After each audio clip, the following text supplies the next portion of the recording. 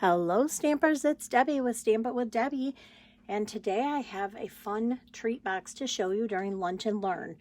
As always, we're going to try to keep our projects short and sweet, so let's go ahead and get started. I'd like to thank you all for stopping in today to spend your lunch hour with me, getting my supplies around while we're talking. We're going to be using the Ghoulish Goodies stamp set, and we need some supplies here. We need a piece of cardstock, 8.5 by 11. We're going to go ahead and score it just like that. I have another piece of coordinating cardstock that is 2.5 by 8.5. Sorry about that. 4 pieces of designer paper, and those are cut at 5 3/4 by 2 1/4. I have this greeting piece here, die cut piece, and this is from the Hippo and Friends. And then I have another piece of coordinating paper. I used what went with my box, but you could use something that coordinates with your designer paper. This is just going to go on the front, so actually black might even look really good with that. And I may decide to change that up. And that piece is cut at 1 inch by 5 inches. And I am going to grab a piece of black paper. I think that it'll just break it up a little bit. So that one again is cut at 1 inches by 5 inches. And I'm trying to grab a little piece right now so that I can cut that out real quick. So I'm going to cut it real quick and then I'll be right back with you and we'll get started. We're going to use our scoreboard to score some lines, and then I'll use my paper snips to go ahead and cut those pieces out. So I'm going to use my scoreboard, and I'm just going to make a couple score lines here. And along the 11-inch side, I'm going to score at 2.5, 5, and I should double check you can see that.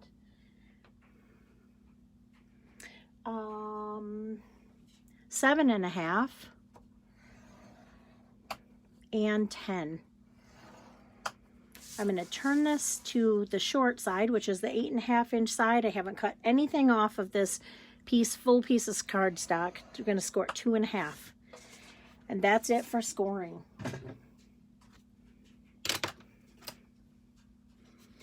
We're going to, hopefully you can see, these are the smaller squares at the bottom. We're going to cut this little rectangle right here, right off. And then we're going to cut up all these score lines to the first score line.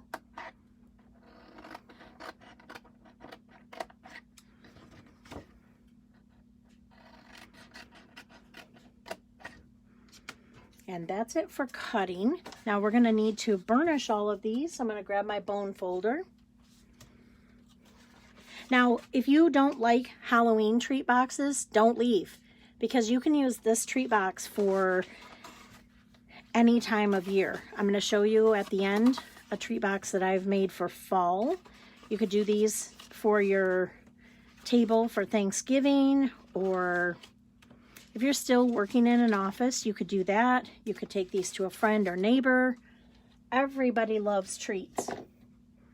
Okay, so I've used my bone folder. You can see how it's going to form a box. I'm going to lay my piece flat, and I'm going to fold this edge up. I'm going to put tear and tape along this edge. Now you can use liquid adhesive. You just want to use something that's real strong.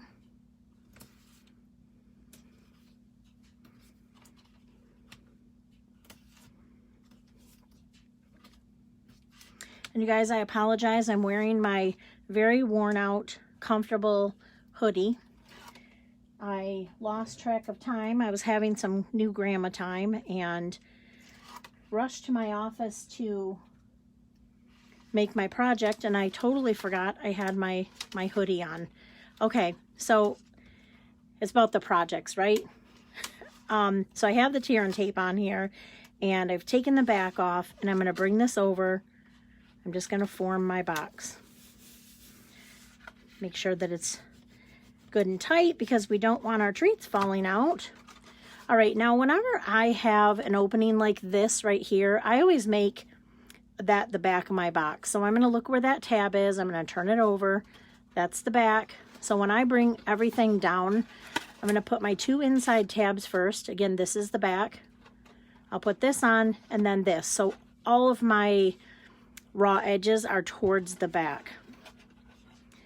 I'm going to be honest, I don't do a lot of adhesive on the layers in between. I don't think it's necessary. So on one of these flaps that are going on the side to side, I'm going to put that on.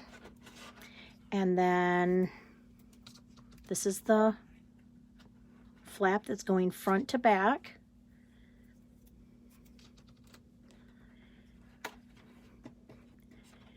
And put some tear and tape on there. Again, you could use liquid adhesive, and then all you would do is put the liquid adhesive on, and you're going to do the same thing that I'll do here.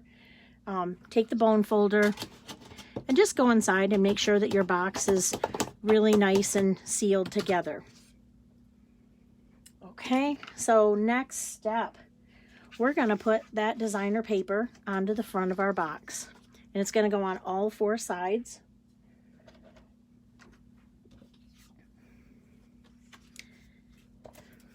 I always have a hard time deciding. I just was kind of fighting with myself.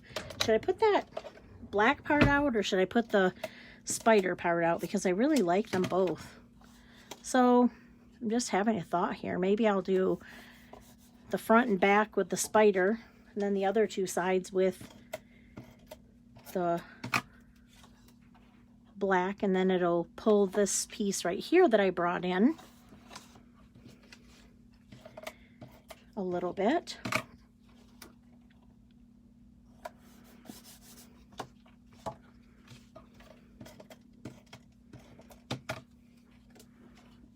So again, that designer paper is cut at 5 3/4 by 2 1/4. You need 4 pieces of that. Again, here's my back. So I'm going to set that aside. This piece is cut at 2 1/2 by 8 1/2, and then I've scored at 4 1/4. I'm going to fold that in half and burnish that score line. Now I'm going to take this over to my Big Shot, and I'm going to use one of my circle dies depending on how big I want the hole to be. So I'm going to run this through my Big Shot with the hole here through both of them at once. I'm not sure if a punch would go through both of these pieces of cardstock because cardstock is pretty thick. So I'm using just one of my die cuts. And you want to keep it a little more towards the top.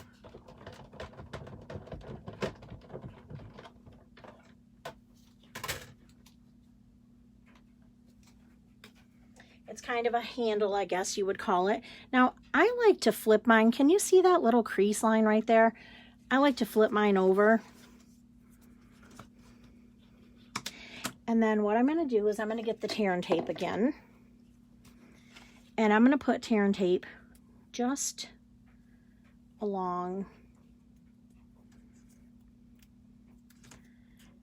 these 2 edges here. That one got folded in half. It should still be okay.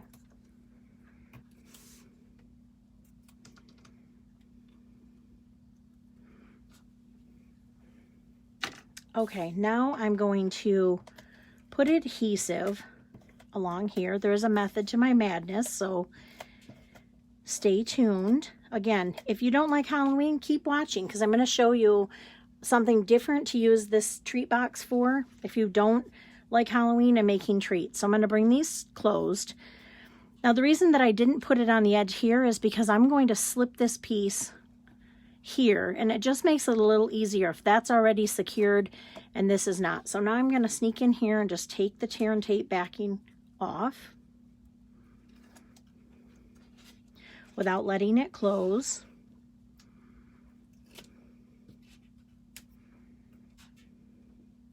Don't forget, if you're watching, I do lunch and learn every day around the lunch hour. Sometimes it's 12:30, sometimes it's 12:15, but it's usually right during the lunch hour. All right, now you see I have these 2 pieces split. I'm kind of just holding my finger in there, And it's going to go over the back where I told you that I consider the back because that's my tab that I closed. I'm just going to bring it down slightly. Oh, and I goofed. I should have put that on. I should have put this piece on before my designer paper. So remember that when you do yours, and I don't think I can get mine off. So nope, I'm going to rip the paper, so mine's going to stay like that. So put your tab on before you put the piece of designer paper. That way the designer paper will come right over this before you put it together.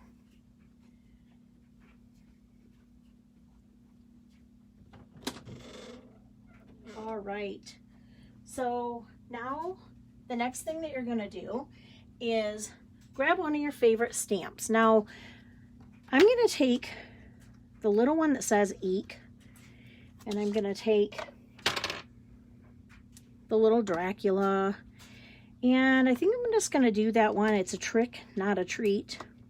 No, is that what it says? It's not a trick, it's just a treat.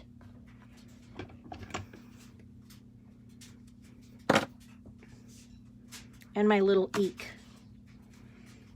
because there's spiders all over it. If you wanted to, I'm gonna, living on the edge, I'm gonna do this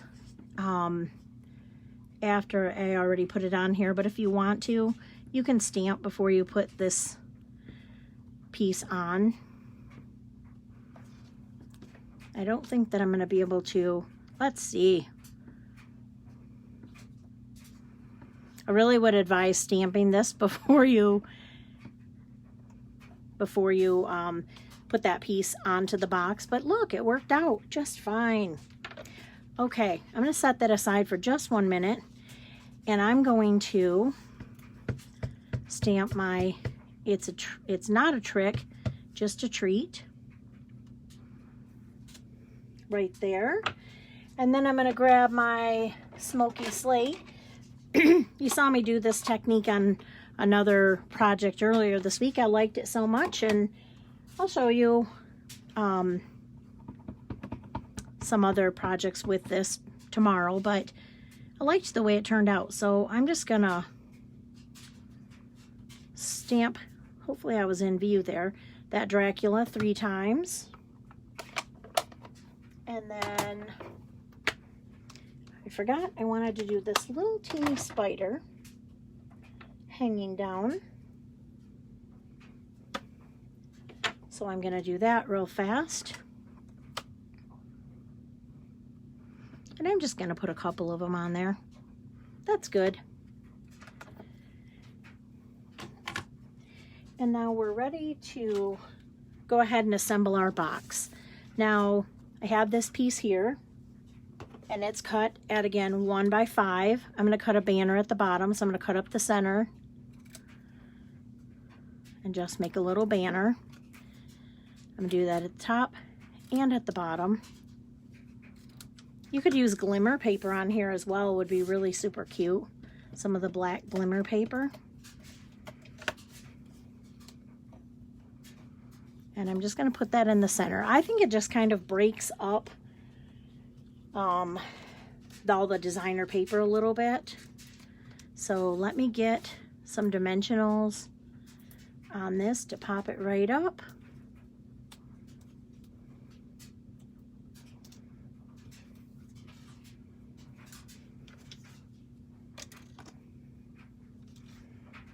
And then I'll put that right on the front of my box. Now, I decided that I wanted to add a little bit more sparkle to my box, so I'm going to use, did you see these in the catalog, the iridescent pearls? I like how shimmery and kind of spooky they are. So I decided to add a few of these to my project.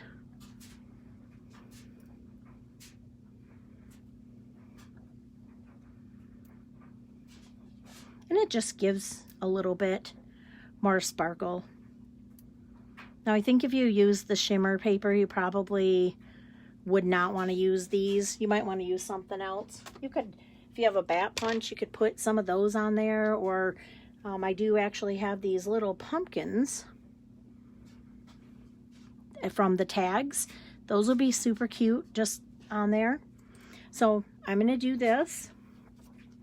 And then the last thing that I need to do is I'm going to take this very gorgeous ribbon. We've talked about this before, the metallic mesh ribbon. See how pretty it is? I'm going to make a bow on here. Now, I have to ask before the video is over, have you guys ever heard of booing somebody?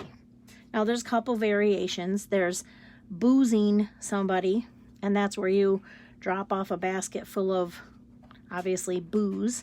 But if you get booed or you boo somebody, you leave a little basket of, I don't know, Halloween tricks and treats for somebody.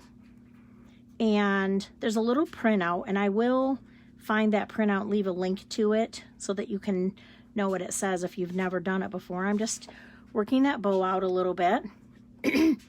Now I'm going to fill it with treats. Now, okay, let me finish telling you what booing is all about. So if you've never heard of it before, you might take this and go hang this on someone's door and fill it all with treats and leave a little note, say you've been booed. And so the idea is then that person boos someone else and they boo someone else, and it just spreads a little bit of fun during the Halloween season. So that's what booing is. So I'm going to fill this with some treats. And some of the things that I found, I'm going to set that aside. Little goofy string. I found some of these light up sticks. Little mini M&Ms. Look at this cute eyeball. It's one of those that you wind up and then it jumps. I thought that would be super cute. You can find a lot of these items at the dollar store or,